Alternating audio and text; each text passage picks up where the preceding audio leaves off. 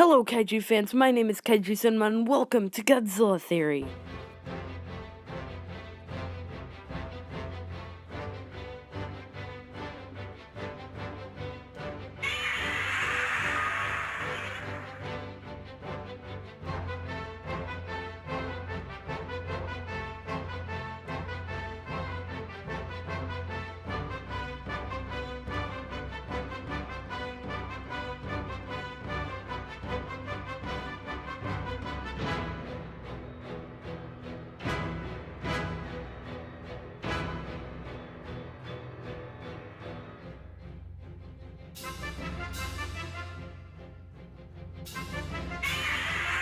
Hello, everybody, and welcome back to Kaiju Cinema, and I have an epic theory to present to you today.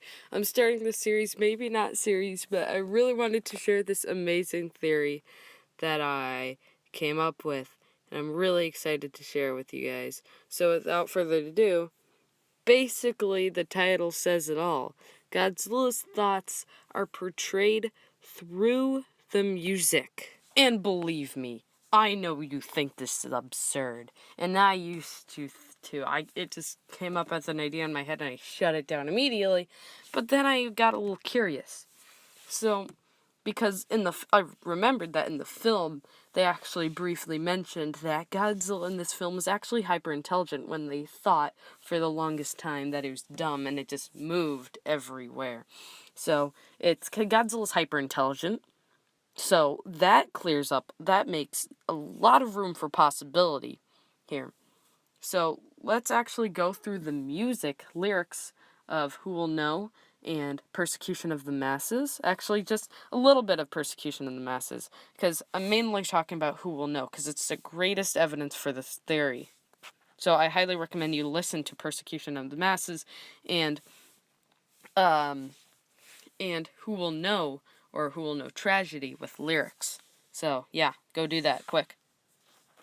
So the song starts off with a high voice saying, "If I die in this world, who will know?" And for the rest talks about how or Godzilla in my theory, we're going to refer to the thing that's singing as Godzilla throughout this video, is afraid of dying without a trace, and it's lost, and it doesn't want to die without a trace and not be remembered. And then when the low voice comes in, it talks about how you must carry on because there's nothing worse than being forgotten after death. And then begins to talk about the fears and tears of being forgotten while death. So it's very emphasized that the lower voice seems to be like the conscious telling him in survival instinct to tell Godzilla to keep going, even though he's almost afraid of dying without being remembered or a mark on the world. Now, the greatest evidence for this theory comes for the second part. The high voice goes again by itself, singing about, "I wear a void, where all hope is lost for me.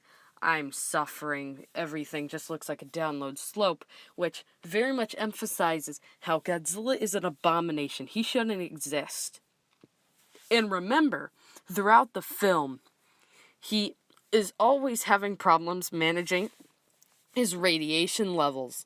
Whether he has too much or too little, he's always in pain and suffering, trying to manage everything, because he shouldn't exist to begin with.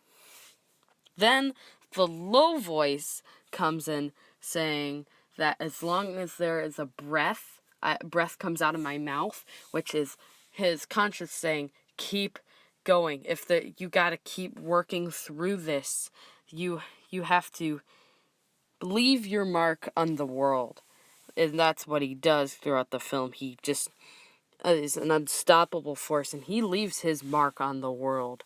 He does. And believe me, he almost causes all countries to lay nukes on Japan. So yes, he does leave his mark before his end time. The low voice also talks about how even if he has the slightest chance, if he even is hanging on to life, he can still leave a bigger mark on the world.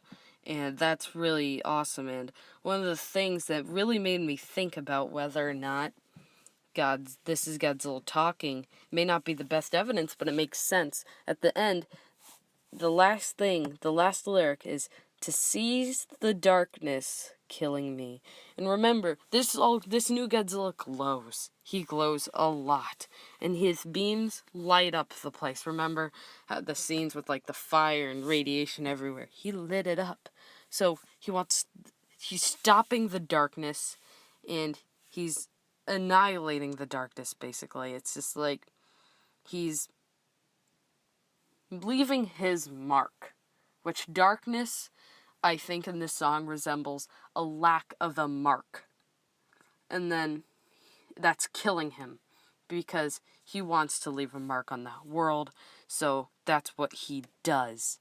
And also in Persecution of the Masses, oh my gosh, just the beginning lyric alone says it all. Persecution of the masses. Godzilla is persecuting all these people, and he's doing what he wants with them because he's the king, and he's powerful, and he is an abomination that's fault belongs to people of Japan and people of the world, and he's punishing them for their arrogance and stupidity, very like 1954 Godzilla. And I think this should definitely be a theory that is discussed more, and maybe other YouTubers, encourage other big YouTubers to talk about it and what they think about it. Maybe we can all do research and we can all figure this out, and maybe the answer is a lot cooler, but a lot more dark than we think. Until next time, everybody, I'll see you guys later. This is Kaiju Cinema signing off until the next episode of Godzilla Theory or whatever I do next. So, yeah, see you later, guys.